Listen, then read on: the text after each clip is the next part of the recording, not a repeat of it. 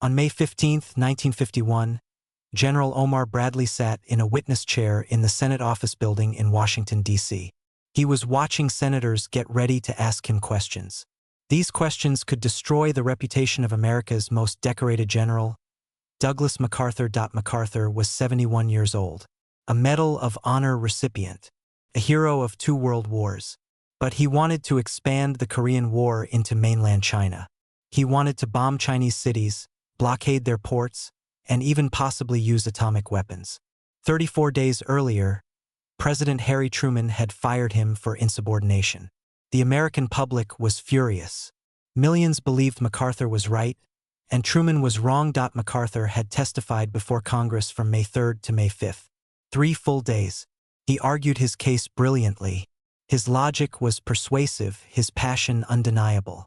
He claimed the Joint Chiefs of Staff agreed with him. He said victory in Korea required attacking China. Doing anything less, he claimed, was appeasement. He received standing ovations. Now it was Bradley's turn. Bradley was chairman of the Joint Chiefs of Staff, the highest-ranking military officer in America. He had 43 years of service. He was known for being quiet, careful, and methodical. Soldiers called him the GI General because he cared about ordinary troops. Officers respected him because he never sought glory. But Bradley had one fatal problem. He believed MacArthur's plan would start World War III. He knew the Soviet Union had atomic weapons. He knew American forces were stretched thin globally. He knew Europe, not Asia, was where the Cold War would be won or lost. MacArthur's plan would weaken America's position in Europe, alienate allies, and risk a nuclear exchange. This assessment meant Bradley had to do something almost unprecedented. Publicly contradict a 5-star general, a living legend. He had to convince the American people that their hero was dangerously wrong. Bradley had spent the previous month preparing. He reviewed every classified intelligence report. The other Joint Chiefs, Air Force Chief of Staff Hoyt Vandenberg, Army Chief of Staff J. Lawton Collins, and Chief of Naval Operations Forrest Sherman, all agreed with Bradley. So did Secretary of Defense George Marshall, another 5-star general. They all believed MacArthur's strategy would be catastrophic. But revealing their reasons publicly meant exposing classified information about American military vulnerabilities. Information MacArthur's supporters would call defeatist. The hearings were supposed to be closed, but censored transcripts were released daily. Every word Bradley spoke would be in newspapers across America by evening. He had to be precise, factual, and devastating. The human cost of MacArthur's strategic mistake was already clear. In late 1950, MacArthur had pushed United Nations forces north to the Yalu River. He ignored explicit warnings that China would intervene if UN forces crossed the 38th parallel. MacArthur dismissed these warnings as a bluff. He told President Truman the Chinese wouldn't dare fight American forces. He was wrong. On October 19, 1950, 260,000 Chinese troops crossed the Yalu River in secret. They moved at night, hid during the day, and traveled through unmonitored mountain passes. By late October, they were waiting. On November 1st, Chinese troops attacked the U.S. 8th Cavalry Regiment near Unsan. The 8th Cavalry lost over 800 men, almost 1/3 of the regiment's strength, in the first 48 hours. American forces had no idea the Chinese were even there. Bradley and the other Joint Chiefs had warned against pushing north. They instructed MacArthur to use only South Korean forces near the border. MacArthur ignored this. He scattered American forces across a wide front with extended supply lines, making them isolated and vulnerable. The Battle of Chosin Reservoir began on November 27, 1950. Over 4,000 Americans were killed, wounded, or went missing fighting a 17-day withdrawal in -40-degree weather. Chinese and North Korean forces then launched their third offensive on New Year's Eve, forcing UN troops to abandon Seoul for the second time on January 4, 1951. Late January 1951, thousands more American lives had been lost due to MacArthur's strategic error. Most died after he pushed forces north against military advice, in withdrawals from positions that should never have been occupied, fighting an enemy MacArthur said wouldn't intervene. The casualty reports came to Bradley's office daily. He understood the cost. And he knew MacArthur's new plan would multiply that cost many times over. MacArthur's plan sounded logical to most Americans. He said China was vulnerable, its military power overrated. Bombing Manchurian bases, a naval blockade, and using nationalist Chinese forces from Taiwan would force China to withdraw without more American ground troops. It sounded like victory. But Bradley knew it was strategically insane. MacArthur, after 5 years focused on Japan, had developed Asia-first thinking. He believed Asia was more important than Europe, and the Soviet Union wouldn't intervene if America attacked China. Bradley knew MacArthur was wrong on every point. The Soviet Union had 175 divisions globally and atomic weapons. The US had only 12 divisions worldwide. NATO, founded just 2 years prior, was fragile. European allies feared the Korean War would leave them vulnerable to Soviet invasion. An attack on China, covered by a Soviet-Sino Mutual Defense Treaty, could trigger a Soviet attack on Western Europe. American forces couldn't defend both. Expanding the war in Asia would destroy the alliance system America had spent 5 years building. Bradley tried to explain this to MacArthur. The Joint Chiefs sent him detailed guidance in January 1951, explaining the global strategic situation and Allied importance. MacArthur acknowledged the messages but continued advocating for expansion. In March, President Truman prepared a peace proposal. MacArthur received advance notice, with orders to make no public statements. On March 24, MacArthur held a press conference. He issued his own ultimatum to China, threatening to expand operations. This sabotaged Truman's peace initiative, made America look belligerent, and made Truman look weak. Worst of all, it demonstrated MacArthur wouldn't follow orders. This was clear insubordination. On April 6, 1951, Bradley met with Truman, Marshall, and Secretary of State Dean Acheson. Truman asked if the Joint Chiefs supported MacArthur's strategy. Bradley said no. All the chiefs formally recommended MacArthur's relief, citing his repeated insubordination. On April 11, MacArthur was relieved of all commands. The announcement shocked America. MacArthur was a hero. Truman's approval was at 26%. MacArthur returned to ticker-tape parades. On April 19, he addressed Congress, defending his strategy, saying, "There is no substitute for victory." He famously quoted, "Old soldiers never die. They just fade away." Senators wept. Polls showed 70% supported MacArthur. Congressional Republicans demanded hearings. Bradley would be the key witness. He risked being called a liar, a coward, or a political tool. But if he supported MacArthur, he would betray his own judgment and national security. His testimony would determine whether civilian control of the military survived this crisis. Bradley worked alone, reviewing classified intelligence. Reports detailed Soviet military strength in Europe and Asia, their atomic weapons, and American vulnerabilities. Air Force Chief Vandenberg later revealed that Korea was using 80 to 85% of America's tactical air capacity. The strategic bombing force was committed to Europe. Army Chief Collins reported only 12 U.S. divisions globally, with 8 in Korea/Japan. There were no reserves for Europe. Navy Chief Sherman stated a Chinese blockade was impossible with available ships. All chiefs agreed. America couldn't fight a larger war in Asia without abandoning commitments elsewhere. Allied intelligence confirmed Britain would not support action against China. France needed American support in Indochina. NATO allies feared World War III. If America attacked China, the alliance would fracture. MacArthur's Asia-first strategy ignored all of this.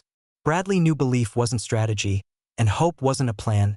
On the morning of May 15, 1951, Bradley, wearing a simple uniform, entered the packed Senate hearing room. He began by acknowledging MacArthur's service and patriotism. But then, Bradley said what no general had said publicly about MacArthur in 30 years. MacArthur's strategy was wrong. Bradley methodically explained the global situation. Soviet military strength, America's limited resources, the importance of Allied support. He emphasized that Europe, not Asia, was the critical theater. If America poured resources into an expanded Asian war, Europe would be vulnerable to Soviet invasion. He addressed MacArthur's proposals. Bombing Chinese bases in Manchuria would provoke Chinese retaliation against American bases in Japan and South Korea, which had minimal defenses. It risked turning the Korean conflict into a wider war engulfing Japan. A naval blockade was militarily impractical and strategically meaningless. China's economy wasn't dependent on maritime trade, and the Soviet Union supplied most military equipment by rail. Using nationalist Chinese forces from Taiwan would be militarily ineffective.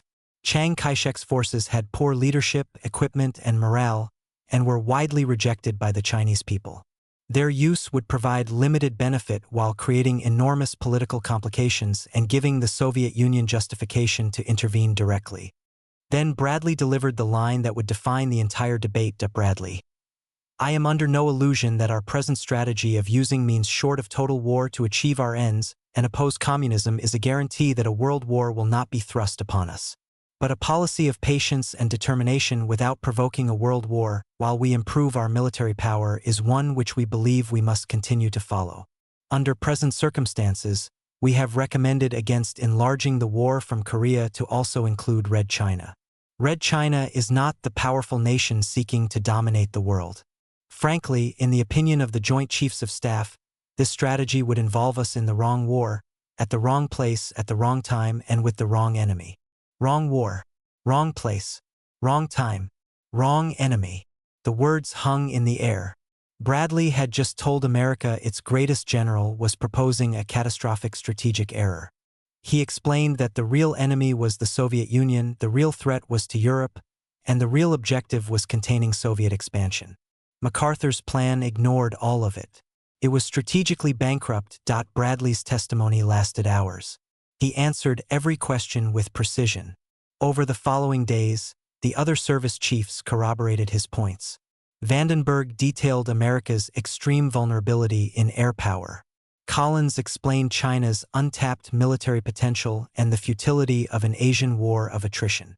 Sherman proved a naval blockade was impossible and ineffective. Finally, Secretary of Defense Marshall delivered the crushing blow. MacArthur's repeated insubordination made him impossible to trust. It wasn't about strategy. It was about civilian control of the military. If the president couldn't control his commanders, American foreign policy would descend into chaos. Marshall, beyond reproach, affirmed Truman's decision. The hearings lasted 7 weeks. MacArthur claimed the Joint Chiefs agreed with him. They testified under oath they didn't. He claimed victory would be quick. They testified it would likely start World War III. MacArthur claimed China was weak. They testified China had barely begun to use its full power. MacArthur claimed the Soviet Union wouldn't intervene. They testified intervention was probable. Bradley's phrase became the defining statement of the crisis. By mid-June, public opinion shifted dramatically. Americans began to understand that limited war was a new and necessary concept in the nuclear age. Total war meant total destruction. Limited war preserved American power without risking nuclear holocaust. It was frustrating, unsatisfying even, compared to World War II's unconditional victories. But it was strategically sound. The hearings ended June 27, 1951.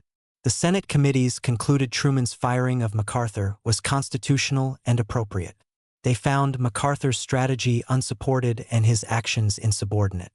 Civilian control of the military survived. Bradley never received public recognition for his testimony. No medal. No parade. He just went back to work. He saved civilian control of the military. He prevented World War III. And he established that strategic wisdom mattered more than tactical brilliance or personal popularity. MacArthur faded from public life. Eisenhower, who understood global strategy and limited war, became president in 1953. He maintained Truman's policy in Korea, threatening nuclear weapons to push negotiations. An armistice ended the fighting on July 27, 1953, along the 38th parallel. No traditional victory. But World War III didn't start. NATO held together and grew stronger. The Soviet Union didn't invade Western Europe. Millions didn't die in a wider war that could have gone nuclear. That was the victory Bradley fought for. Preventing catastrophe. In 1981, at 88, Bradley was asked about his decision to testify against MacArthur.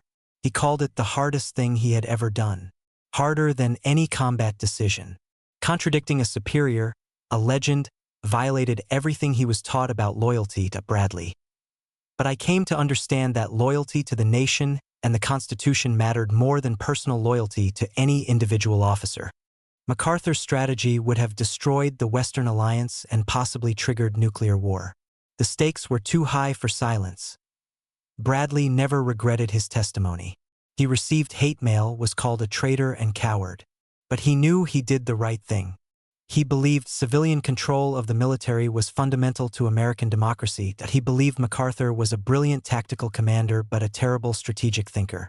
MacArthur saw the world through a narrow lens of military victory, failing to grasp alliance politics, global strategy, or the fundamental change nuclear weapons brought to warfare. He believed World War II's total war model applied to every conflict. He was wrong. The world had changed. MacArthur couldn't accept being wrong. His ego wouldn't allow it. He forced a constitutional crisis.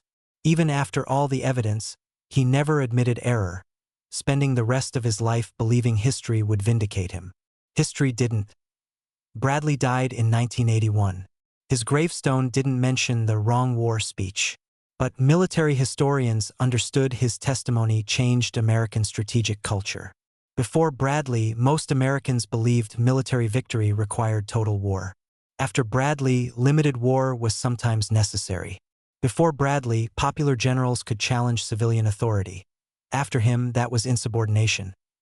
Bradley didn't write the doctrine of limited war, but he gave it legitimacy by publicly contradicting MacArthur.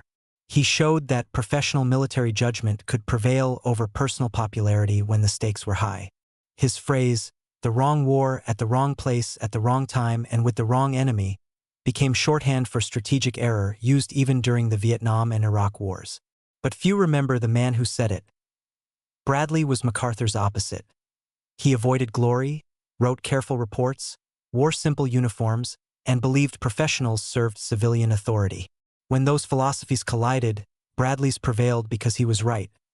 This is how strategic wisdom works in democracies, through careful analysis by professionals willing to tell civilians what they need to hear, even when it contradicts what they want to hear. Bradley prevented disaster. No monuments were built to that, no aircraft carriers named. But America survived the Korean War without World War III starting. NATO held. Civilian control of the military remained intact. Bradley's testimony was a small moment in a closed hearing room. A 4-hour speech most Americans never read. A careful explanation of strategic realities that contradicted popular emotion. But that moment prevented one of the greatest strategic errors in American history. And it established principles that still govern American civil-military relations 70 years later. If you found this story as compelling as we did, please take a moment to like this video. It helps us share more forgotten stories from the 20th century. Subscribe to stay connected with these untold histories. Each one matters. Each one deserves to be remembered. And we would love to hear from you. Leave a comment below telling us where you are watching from. Our community spans from California to Cairo. From veterans to history enthusiasts, you are part of something special here.